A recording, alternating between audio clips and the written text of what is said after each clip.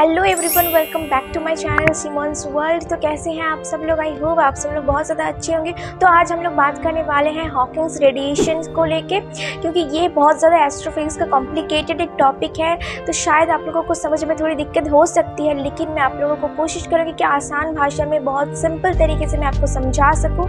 लेकिन ये Hawking radiation actual में क्या है और ब्लैक होल से कहाँ से ये रेडिएशन निकलता है, और पूरा जितने सारे क्वेश्चन है, इस सारे क्वेश्चन का आंसर आपको इस पूरे वीडियो में मिल जाएगा। तो so without any further do जल्दी से वीडियो स्टार्ट करते हैं। पूरा वीडियो ज़रूर देखिए।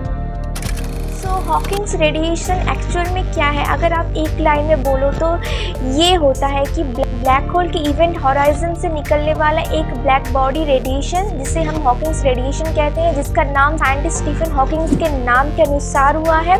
1975 में scientist Stephen Hawkings black holes and quantum mechanics के ऊपर बहुत सारे रिसर्च कर रहे थे, एंड ये क्वेश्चन सामने आया कि ब्लैक होल इतने सारे चीज़ों को अपने अंदर समा लेता है। ब्लैक होल के अंदर इतने सारी चीज़ें आ सकती हैं, इतने सारी चीज़ों को ब्लैक होल खींच लेता है, और कंटिन्यूसली रोटेट होने के बावजूद भी ब्लैक होल का साइज़ या फिर इवेंट होराइजन का साइज़ जो है वो एकदम कांस्टेंट रहता है। ऐसा कैसे पॉसिबल हो सकता है? ठीक है, और ये जो इवेंट होराइजन है, ये बहुत ज़्यादा एक इम्पॉर्टेंट पार्ट है ब्लैक होल का। तो सबसे पहले मैं आपको इसके बारे में बताऊँ, या फिर हर मैटर्स का, कोई भी पार्टिकल्स का, कोई भी वस्तु का यूनिवर्स में एक रेंज होता है, मतलब उसके रेंज के बाहर वो कुछ कर नहीं सकता, और हर रेंज के वाइज उसका जो एनर्जी होता है वो भी लिमिटेड होती है। जैसे कि ब्लैक होल अभी पृथ्वी से कितना दूर है, लेकिन ब्लैक होल वहाँ से यहाँ तक पृथ्वी को तो खींच नहीं रहा ना, क्योंकि उसका एक लिमिटेशन है। अगर आप उसके पास जाओगे, इवेंट होराइजन को क्रॉस करोगे, तभी वो उस चीज़ को अपने अंदर खींच लेता है। अगर कोई भी चीज़ इवेंट होराइजन से पास से गुजर जाए और इवेंट होराइजन को क्रॉस ना करे, तो ब्लैक होल उस चीज़ को नहीं खींच पाता या फिर नहीं खींचता है। तो इवेंट होराइजन एक ऐसा रेंज है ब्लैक होल का, जिससे पार करते ही वो चीज़ अंदर जाती है। मतलब सिर्फ ब्लैक होल ही नहीं, हर चीज़ का एक ऐसा एनर्जी या फिर एक ऐसा रेंज होता है। अकॉर्डिंग टू थर्मोडायनामिक्स की हर चीज़ का एंट्रोपी होता है, और एंट्रोपी हो तो टेम्परेचर भी ऑब्वियसली होगा। अगर टेम्परेचर हुआ तो वो चीज़ एनर्जी एमिट ज़रूर करेगा। मतलब अगर ब्लैक होल में एंट्रोपी है तो उसका टेम्परेचर भी होगा, एंड उस टेम्परेचर की वजह से वो रेडिएशन या फिर एनर्जी एमिट करेगा, कुछ चीज़ रेडिएशन क्रिएट ज़रूर करेगा। ब्लैक होल का जो टेम्परेचर है वो उसके मास पर डिपेंड करता है।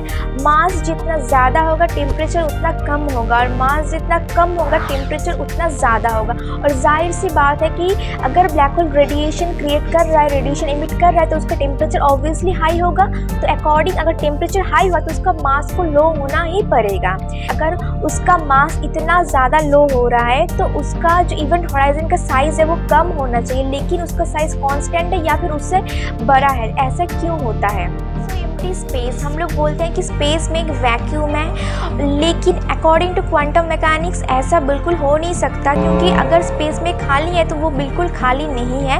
वहाँ पे क्वांटम फ्लक्चुएशन ऑब्वियसली होता है। क्वांटम फ्लक्चुएशन मतलब कि मैटर और एंटी मैटर का संघर्ष होता रहता है, कि मतलब पॉजिटिव और निगेटिव का आपस में टक्कर होता है, और फिर वो एक एनर्जी रिलीज करता है।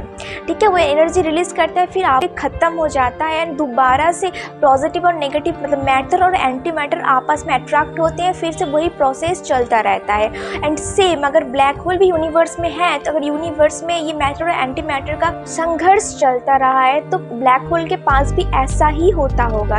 इसे वर्चुअल पार्टिकल्स कहते हैं, क्योंकि इसको नॉर्मल पार्टिकल्स डिटेक्टर से डिटेक्ट नहीं किया जा सकता है, और ये सारी पार्टिकल्स, ये सारी क्वांटम जो फ्लक्चुएशन है, ये ब्लैक होल की इवेंट होराइजन के पास में होता है। और ये सारे मैटर्स ब्लैक होल के इवेंट होराइजन के पास आते ही जितने सारे नेगेटिव चार्ज वाले एंटी मैटर्स होते हैं वो ब्लैक होल के अंदर खींचा चला जाता है, पूरा अंदर समा जाता है ब्लैक होल्स के सारे नेगेटिव चार्ज वाले एंटी मैटर्स। और जितने सारे पॉजिटिव मैटर्स होते हैं, मतलब नॉर्मल जो मैटर्स होते हैं, वो इवेंट होराइजन के इस पार नहीं आ पाता है, वो इवेंट होराइजन से ही बैक कर जाता है। और इतने सारे पॉजिटिव एनर्जी वाले मैटर्स जब एक साथ इवेंट होराइजन से बाहर निकलता है इतने स्पीड से, तो जो बाहर से जो लोग ऑब्जर्व करते हैं, जब देखते हैं, जो लोग देखते हैं, तो उनको ऐसा लगता है कि ब्लैक होल के अंदर से कोई चीज़ बाहर निकल रहा है, कोई रेडिएशन निकल रहा है, लेकिन एक्चुअली इवेंट होराइजन से निकलता है। इस रेडिएशन को एक्चुअल में ब्लैक होल ही एमिट करता है, जिसकी वजह से इवेंट होराइजन से वो सारी चीज़ें बाहर जाता है। इतने सारे नेगेटिव चार्ज वाले एंटी मैटर्स को अपने अंदर समा लेने के बाद इसका मास बहुत ज़्यादा लो हो जाता है और इसको बैलेंस करने के लिए जो रेडिएशन निकलते हैं इस दोनों का क्वांटिटी सेम होता है, मतलब ये दोनों एक दूसरे का इक्वल है। तो इसकी वजह से जो है ब्लैक होल का साइज, इवेंट होराइजन का जो साइज़ है वो कम नहीं होता है, क्योंकि इसको बैलेंस करने के लिए रेडिएशन निकल जाता है। मतलब पॉजिटिव और नेगेटिव चार्ज वाले एक दूसरे से बैलेंस करते हैं। मास अगर लो हो जाता है तो रेडिएशन हाई हो जाता है। तो ये जो इवेंट होराइजन है ये ब्लैक होल का एक्चुअली जो एंट्रोपी होता है उसको बैलेंस करके रखता है एंटी मैटर और मैटर्स के बीच में। और ये जो रेडिएशन अब निकलता है इसको ही बोलते हैं हॉकिंग्स रेडिएशन। सो ये थोड़ा सा डिफ़िकल्ट है, लेकिन आई होप आपको समझ में आया होगा। तो अगर आपको ये वीडियो अच्छा लगा तो प्लीज़ लाइक दिस वीडियो। ये भी एक रिकमेंडेशन वीडियो था। अगर आपको दूसरे टॉपिक पे भी वीडियो चाहिए तो आप प्लीज़ कमेंट में बताओ, मैं उस टॉपिक में वीडियो ज़रूर बना दूंगी।